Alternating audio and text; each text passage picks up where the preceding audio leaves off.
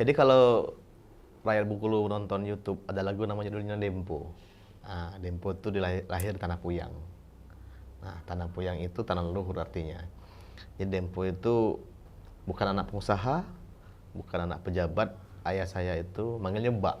Kalau manggil ayah itu agak canggung, manggilnya Mbak. Mbak itu cuma petani kopi di dusun. Sekolah pun tidak, hanya sekolah SR dulu, setara SD ya, SR SD. Di zaman itu beliau diminta rakyat untuk memangku di desa. Kebetulan memang Mbak ini merantau dari Besema, Pagaralam. Jadi saya ini punya darah Besema, makanya namanya Dempo. Dempo itu sebagian kakinya itu di Sumsel, sebagian di Bengkulu. Jadi memang banyak anak sungai Bengkulu itu asalnya dari kaki Gunung Dempo, terutama wilayah Semaku ya, wilayah Semaku. Emak saya manggilnya emak. Kalau bunda ibu ini kan zaman sekarang keren ya kan. Emak ini sama, tidak sekolah karena waktu itu nggak bisa sekolah karena zaman perang kan. Zaman perang, datuk saya itu Nek Nang kayak manggilnya Nek Nang. Nek Nang itu meninggal dunia ditembak Belanda. Tembak Belanda. Dulu Nek Nang itu seorang pesira. Seorang pesira di Sembilan Kabu di Kota Nior tepatnya. Itu meninggal dunia ditembak oleh Belanda. Salah satu menjadi pahlawan kemerdekaan yang tidak punya tanda jasa. Beliau memimpin pasukan gerilya mengusir Belanda dari Provinsi Bengkulu. Emak saya tuh nggak sekolah, huruf A pun nggak tahu. Huruf A tuh kalaupun kita buat segede gajah pun emak tuh nggak tahu huruf A yang mana. Tapi emak pernah bilang, nak, kalau petuamu petua pelampung, kemanapun kau akan pergi, kau akan muncul ke permukaan. Tapi ketika petuamu petua batu, kau akan tenggelam. Mudah-mudahan lah anaknya ini petuanya petua pelampung gitu, akan muncul permukaan seperti itu kan bang. Nah, saya tinggal di Talang, lahir tuh di kebun, tinggal di Talang. Talang itu perkebunan ya. Saya baru ke dusun itu pas sekolah SD. Jadi kalau hari-hari di pagi hari itu melihat harimau di bawah pondok tuh hal yang biasa, nggak aneh bagi saya. Nah, SD saya, SMP, SMA, lalu kalau ditanyakan siapa yang orang paling berpengaruh dalam hidup saya itu emak. Karena emak nih yang hari-hari dengan saya. Saya tiap pulang sekolah pasti nemenin emak ke kebun, ngerumput, kami metik kopi, ya seperti layaknya anak-anak desa. Kalau mau makan ikan, kami pasti ke sungai, masang bubu, masang tagang, begitu kan. Dan dulu ikan sungai itu ya masih alami-alami. Pernah suatu hari ada seorang guru SD bertanya dengan emak, katanya, kok anaknya bisa dapat ranking terus juara begitu? Apa sih ramuannya? Emak bilang ramuannya itu makan pucuk katu sama terong bulat gitu kan. Karena kami dibesarkan dari pucuk katu, pucuk lumai, terong yang direbus pakai makan tempoyak, makan caluk. Jadi mungkin hari ini kalau ada calon gubernur yang pernah makan caluk sama rebus terong tuh ya mungkin kitain lah bang. Karena kita ini anak desa. Kami lahir dari tikar pandan, bukan dari spring bed kan begitu kan. Karena memang tidak punya spring bed di zaman itu kan begitu. Saya SMA di Bengkulu, SMA itu ya berjuang sendiri. Saya kos biaya sendiri, saya nyambi kerja, melatih pramuka, melatih eskul lainnya. Saya kerja di warung bakso, jualan baju sama uni di pasar minggu bang, ambil saya jual. Kemudian pernah juga parkir di Prapto pun pernah ketika SMA. Kalau musim tabo tuh kami jual lantung. Lantung itu dari kulit lantung bikin kesenian kerajinan, tempat pas foto, tempat pensil dan lain-lain, tempat tisu tuh kita bikin bertahan hidup. Lalu saya pernah dapat undangan kuliah ke Jogja sebenarnya, tapi nggak saya ambil karena orang tua tidak mengizinkan, tidak berbiaya. Saya di UNIP itu kuliah, orang tua nggak tahu. Orang tua tahu saya kuliah itu setelah semester 4. Setelah semester 4 saya demonstrasi menjadi pengurus BEM.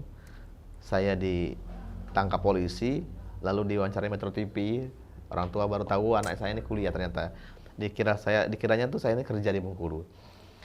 Jadi itu memang menjadi fondasi awal saya punya tekad ya, tekad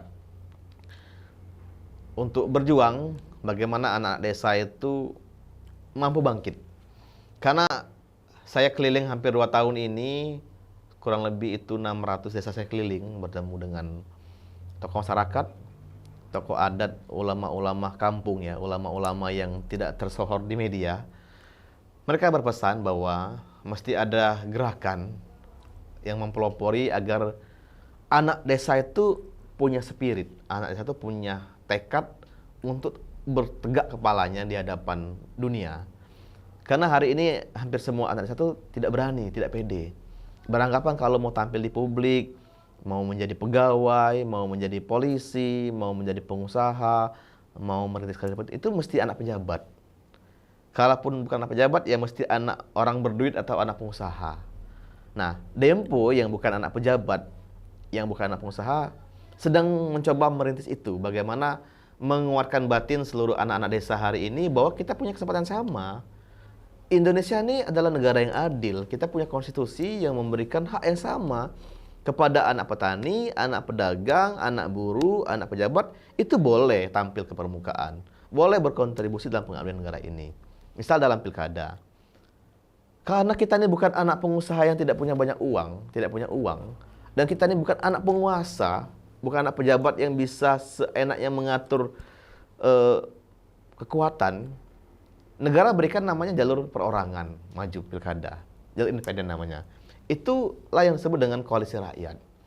Rakyat berkoalisi, 1 KTP, 2 KTP, mereka berkompromi, mereka berkomunitas, membangun kekuatan akar rumput dari desa, menyodorkan calon rakyat. Ya, undang-undang itu membolehkan yang namanya jalur independen perorangan. Memang selama ini rakyat Bengkulu khususnya itu katakan belum paham, belum tahu, belum dapat informasi, belum tersosialisasikan bahwa dalam pilkada itu ada 2 jalur. 1 jalur perorangan, 2 jalur partai politik. Nah, perorangan ini rakyat yang mengusung.